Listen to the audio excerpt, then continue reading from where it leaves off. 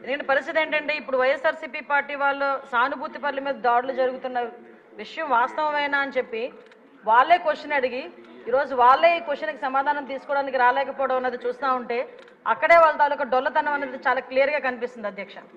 ఎందుకంటే అధ్యక్ష ఉత్తరాంధ్రలోని ఒక సామెత ఉంటుంది అధ్యక్ష, అది ఇక్కడ చెప్పొచ్చో చెప్పకూడదో తెలియదు కానీ తప్పైతే క్షమించండి, తప్పైతే రికార్డులను తొలగించండి, తప్పు కాకపోతే మాత్రం ఉంచండి అధ్యక్ష. మొగుడిని కొట్టి మొగసాలు ఎక్కిందట ఇలా మాట్లాడతారు అధ్యక్ష ఉత్తరాంధ్రలోని కూడా. ఎందుకంటే కొట్టేసి ఎక్కడ దాక్కుంటారనమాట. వీళ్ళ పరిస్థితి ఎలా ఉందంటే అధికారం కోల్పోయి 11 సీట్లకే పరిమితం అయినప్పటికీ కూడా తిరిగి వచ్చి టీడీపీ కార్యకర్తల మీదే దౌర్జన్యాలు చేసి టీడీపీ కార్యకర్తలని చంపి మళ్ళా పైగా వాళ్ళ మీద ఏవో దాడులు జరిగిపోతున్నాయి, వాళ్ళ తాలూకా వాళ్ళు ఎవరు చంపేస్తున్నారని చెప్పి ఇక్కడెక్కడా ప్లేస్ లేనట్టుగా ధర్నా చేయడానికి ఢిల్లీ నడివీధుల్లో వెళ్ళి కూర్చొని మేము ధర్నా చేస్తామన్నా 11 మందితో వెళ్ళి కూర్చొని ధర్నా చేయడం అనేది చూస్తూ ఉంటే చాలా విడ్డూరంగా అనిపిస్తుంది అధ్యక్ష. ఎందుకంటే ఈ మాట చెప్తున్నాను అధ్యక్ష, లాస్ట్ 5 సంవత్సరాలు అంటే మొన్న గవర్నమెంట్ వచ్చింది అతను టీడీపీ ఎన్డీఏ కూటమి వచ్చిన తర్వాత నుంచి ఈ రోజు వరకు పొలిటికల్ హత్యల్లో ఒక 4 హత్యలు జరిగితే ఆ 4 హత్యల్లో ముగ్గురిని తెలుగుదేశం పార్టీ కార్యకర్తలనే చంపేసిన పరిస్థితి కూడా మనందరికీ కూడా తెలుసు అధ్యక్ష. ఈ విషయాన్ని కూడా చాలా క్లియర్ గా మేమందరం కూడా ప్రెస్ లో కూడా చెప్పడం జరిగింది, విత్ క్రైమ్ నెంబర్స్ నేనైతే ఇవ్వడం జరిగింది అధ్యక్ష.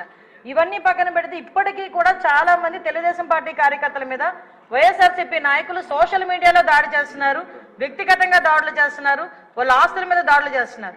అంటే ఇప్పటికీ కూడా అంటే ఎందుకు చెప్తున్నానంటే వాళ్ళు తిరిగి మేం చేస్తున్నామని చెప్పి టీడీపీ వాళ్ళు చేస్తున్నారు, జనసేన వాళ్ళు చేస్తున్నారు, బీజేపీ వాళ్ళు చేస్తున్నారని చెప్పి ఢిల్లీ నడివీధుల్లో కూర్చొని 36 మంది పొలిటికల్ హత్యలు జరిగినాయని ఎంత సిగ్గు లేకుండా మాట్లాడుతున్నారో ఒకసారి మనం కూడా ఆలోచించుకోవాలి అధ్యక్ష. ఇది రాష్ట్ర ప్రతిష్టకు సంబంధించిన విషయం అధ్యక్ష.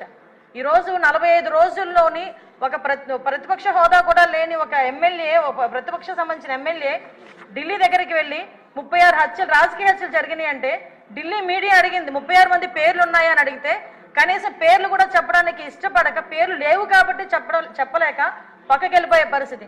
ఈరోజు మేము అడుగుతున్నాం, అరే 36 హత్యలు జరుగుతున్నాయని అడుగుతున్నావు, ఎక్కడికో వెళ్ళి మాట్లాడుతున్నావు, అసెంబ్లీ సమావేశాలు జరుగుతున్నాయి అక్కడికి వెళ్ళి ధర్నా చేసావు, ఈ రోజు ఇక్కడికి ఆల్రెడీ నువ్వు అమరావతి వచ్చావన్న సంగతి ఇక్కడ మా అందరికీ తెలుసు.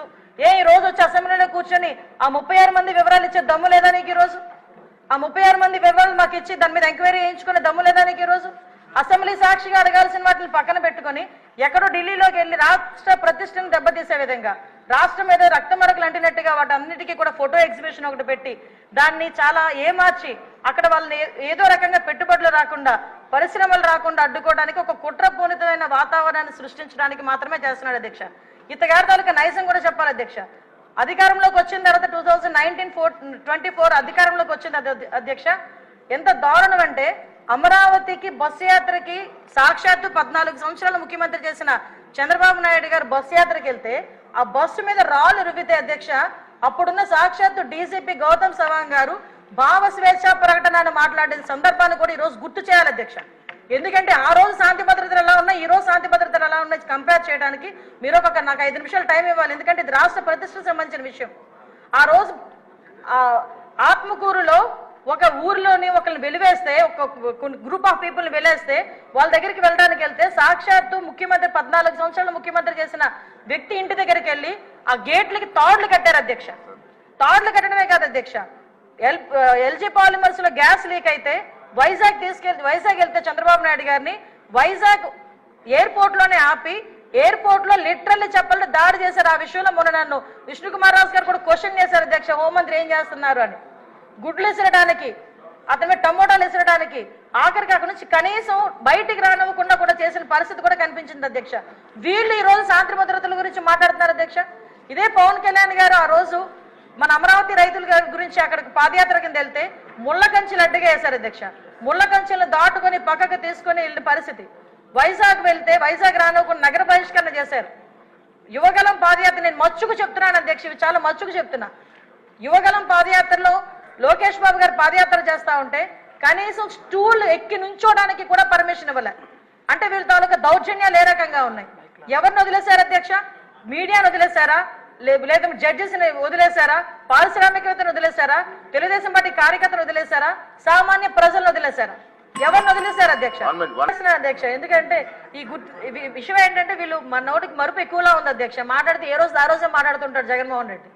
అందుకే ఈ నెల రోజులు ఏం జరిగిందన్నది ఆలోచించుకుంటున్నాడు కానీ ఏం జరుగుతుందని ఊహించేసుకుంటున్నాడు తప్పించి 5 సంవత్సరాలు ఏం జరిగిందన్నది మర్చిపోయినట్టున్నాడు, చిప్లోంచి పోయింది.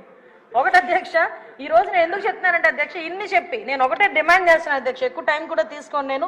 ఇటువంటి భయానక వాతావరణం సృష్టించి 5 సంవత్సరాలు ఇంట్లోంచి బయటికి రావడానికి కూడా భయపడి ప్రజల్ని భయభాంతులు చేసి వాళ్ళ భూముల్ని లాక్కొని ఓవరాల్ గా చెప్పాలంటే నవ్వుని కూడా మర్చిపోయేటట్టుగా చేసే 5 సంవత్సరాలు ఈ రోజు ఈ 45 రోజుల్లో ఏదో ఉపద్రవం వచ్చేస్తుంది, రాష్ట్రపతి పాలన పెట్టేయండి అని చెప్పి తప్పుడు సమాచారాన్ని గవర్నర్ గారికి అదేవిధంగా ప్రధానమంత్రి గారికి రాష్ట్రపతి గారికి ఇవ్వటానికి తప్పుడు సమాచారంతో జంతర్ మంతర్ దగ్గర ధర్నా చేసేదంటే ఒకసారి నేను ఇక్కడ డిమాండ్ చేస్తున్నాను అధ్యక్ష.